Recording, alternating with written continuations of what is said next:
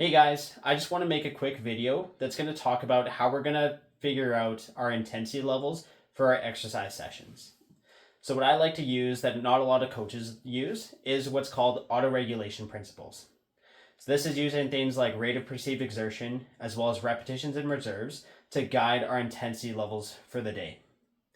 This means that we're not stuck in a box between I have to hit this weight every time, and you can adjust it depending on how you're feeling. So let's say you had a really stressful week or your rolls at jiu-jitsu were really heavy and you're fatigued. We're still able to exercise to the point where we get an adequate amount of intensity while reducing the risk of injury compared to trying to hit some sort of metric. Let's define some terms.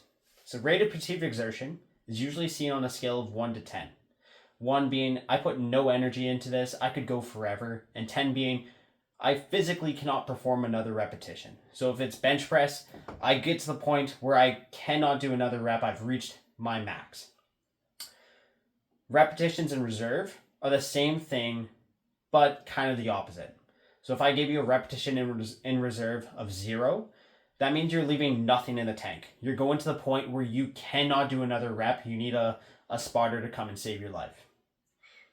On the opposite side, or for another example, if I gave you a repetition in reserve of 2, that means you're going to the point where you could have done at least two more reps, but you're putting the weight down. So let's give an example, and let's stay with bench press and make it easy. Let's say I prescribed 3 sets of bench press with a rep range of 8 to 12. And I told you to do a repetition or an RIR or repetition in reserve of 1. That means we're going to try to find a weight where we could have done at least 8 repetitions, but felt like we could have done 9, or at most a weight where we could have done 12 repetitions, or where we did 12 repetitions, but felt like we could have done 13.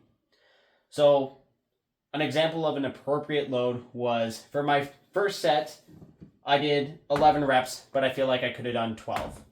Now, I'm a little bit fatigued going into my second set. I did 9 reps, but I felt like I could have done 10. Then on my third set, I still did 9 reps, and I still felt like I could have done 10. That's an appropriate weight for that exercise, and we're getting the positive adaptations of that training.